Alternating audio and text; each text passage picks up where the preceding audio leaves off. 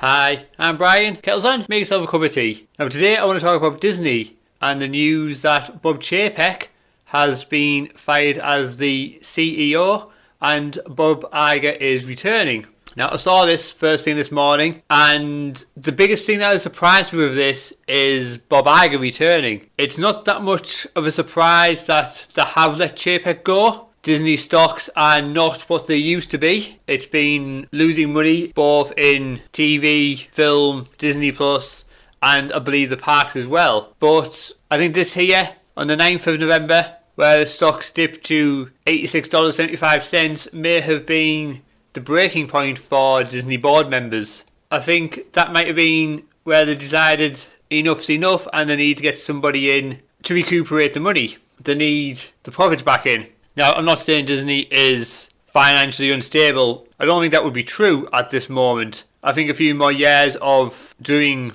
nothing and continuing to lose money and underperform at the box office and on Disney Plus, I think it'd all add up if they don't step in to do something now.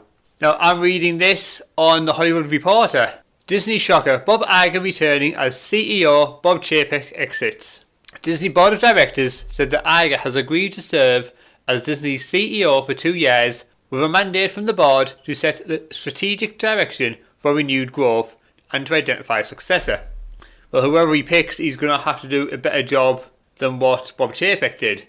Now, I know Bob Chapek took over right before all the lockdowns in 2020, but Disney stock in 2020 was still good. It's only been on a complete downward spiral since April this year.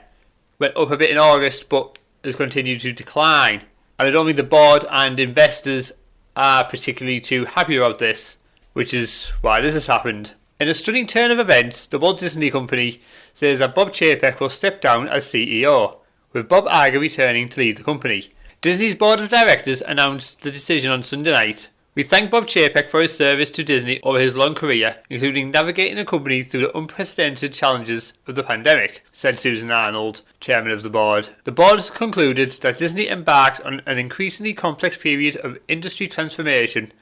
Bob Iger is uniquely situated to lead the company throughout this pivotal period. In other words, what was making them money isn't making them as much now. But that's understandable when you have a company this massive that refuses to appeal to a wider audience of people and has decided to appeal to a small demographic and ignore over half of its potential clients. It's what happened with Netflix, it's what happened with Warner Brothers, it's what happened to every other media outlet. Sony has taken a long time but has started to come back to giving people what they want, just good solid movies. It took them since 2016 after essentially waging war over Ghostbusters 2016, which was just a bad film, but that set the precedent for if anything was bad, it was just the fault of toxic fans. Netflix is starting to change their appeal. They're wanting to be more profitable again. Warner Brothers, they're cancelling movies like Batwoman and Supergirl. Batwoman was a finished product by all accounts, and it's getting back Henry Cavill as Superman. It's wanting to do more with Harry Potter and getting in touch with J.K. Rowling again. So there is a tonal shift of companies a feeling that the money what they used to have, the money what they had spare to play about with doing what they want and just claiming fans are sexist, racist, toxic, every Islamophobe we can think of when they didn't like it. Now, I'm not saying Disney is going to do this. I do think Disney will still keep going ahead with how they are doing at the moment. I do think they will continue to race and gender swap a lot of the characters. I do think we'll still get an endless amount of bad, unnecessary, unneeded, unwanted live action remakes of the classic animated films. I don't think this decision has anything to do with potentially course correcting to appeal to a larger audience. I think Disney will be the last to realise that alienating a large group of paying customers isn't working for them. And I think when it gets drastic for them, then that's when they will stop and think, well, the customers we pushed away trying to capture the small audience which half the time isn't there. It's just a vocal minority on Twitter is what the Disney's appealed to, but they're not turning up, they're not buying the product, they're not funding the company. And I think in about 4 or 5 years' time, if Disney is still losing money, that's when they'll start to think, well, we need to appeal to the larger audience out there. But it does say here that Chapek had just signed a new multi-year contract in June after speculation following the ouster of TV chief Peter Rice earlier that month prompted the board to issue a notable public statement backing CEO after the move. Iger even acknowledged in an email to Disney employees Sunday that he is returning with an incredible sense of gratitude and humility, and I must admit a bit of amazement. While Iger will be returning to his old role, the board also made it clear that his new term will be a temporary one. I've agreed to serve as Disney's CEO for 2 years, with a mandate from the board to set the strategic direction for renewed growth and to work closely with the board in developing a successor to lead the company at the completion of his term, the board said. The revival of who will be Iger's successor question is one that's surely to be hotly debated. Which it will be. There was a lot of debate before Bob Chapek took over. And then it says, Iger stepped aside as CEO in February 2020, handing the reins to Chapek, who previously led the company's theme parks and consumer products division. He continued to serve as executive chairman of the company, stepping down from that position just 11 months ago. So he's not been gone long, and Bob Chapek has done that bad of a job that the board feels that they've had to bring him back. And there's a little bit here. Of course, as Arnold noted in her statement, the novel coronavirus pandemic took its toll on the company, shutting its theme parks, cruise ships and slowing almost all film and TV productions. It also, however, turbocharged streaming growth, with Chapek leaning into streaming by reorganising the company to focus on digital. But his tenure has also been rocky, marked with controversies and distractions from the aggressive campaign against Marvel star Scarlett Johansson, which resulted in a settlement over pay for Black Widow, to Disney's response, or lack of, to Florida's so-called Don't Say Gay bill.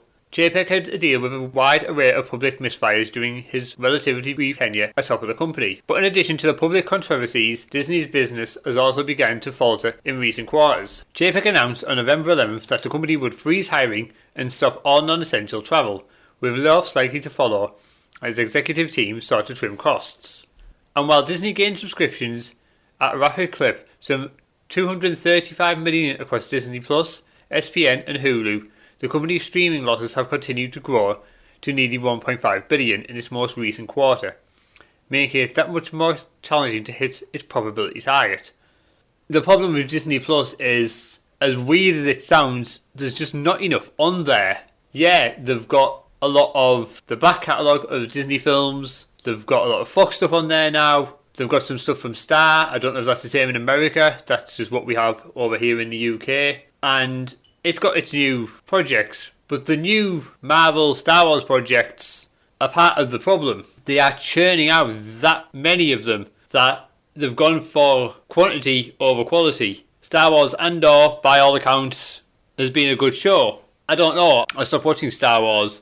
I enjoyed The Mandalorian Season 1 and 2. Boba Fett was, for lack of a better word, a snooze fest. And Kenobi started off okay enough, and I just couldn't care less by the end of it. I'm done with Star Wars. And I feel like a lot of people are the same, which is why Andor has suffered with the ratings. Same way for Marvel. There was a lot of interest for WandaVision. I didn't get through the entire show. I got bored of it halfway through. I enjoyed the series of Loki. I enjoyed the series of Moon Knight. But the shows generally are getting worse. The CGI in She-Hulk, I think, shows how rushed they are to get these shows done and out. And there's not really much else going on for Disney Plus. They're churning out mediocre products all the time, and I feel that people are getting fed up with them, which is why they are losing money through it. And the article here goes on to say, Iger grew Disney to new heights by acquiring Pixar for $7.4 billion in 2006, Marvel for $4 billion in 2009, and Lucasfilm for $4 billion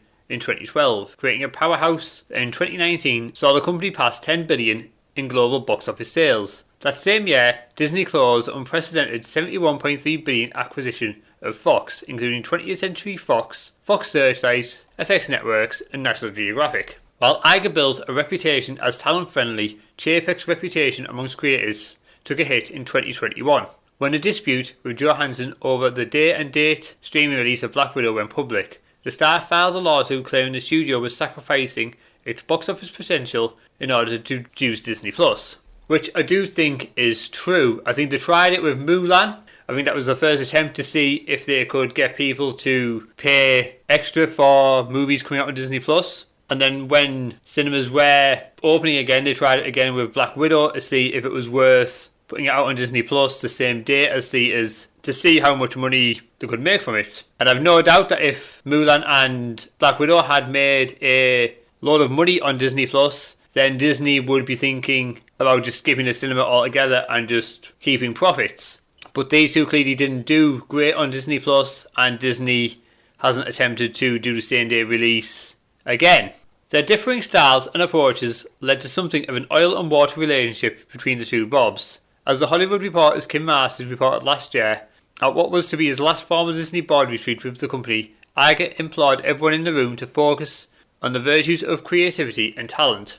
Disney's market cap was roughly $55 billion when Iger took over in 2005, rose to $260 billion in January 2020, and has fallen to $167 billion as of Friday. Now, losing almost $100 billion in less than 2 years, you can see why Disney has decided to replace Bob Chapek and bring Bob Iger back. What will this hold for Disney going forward? Honestly, I'm not sure. That is a matter of only time will tell. But as I say, the Disney stocks has been dropping for a while.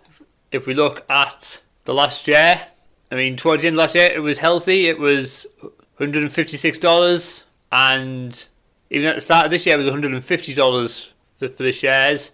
But it seems to have nosedived, recovered a little in August, and has just dropped off again, down to $86.75 for the share. So Disney board members will not be happy with this. They will not be happy with Disney's market cap falling almost $1 billion in the last 2 years, and they'll be hoping Iger can turn it around. But what do you guys think? Do you think Iger returning is a good thing? Do you think it will make a difference to the company? Do let me know in the comments below. And that's all from me. I want to make a fresh cup of tea.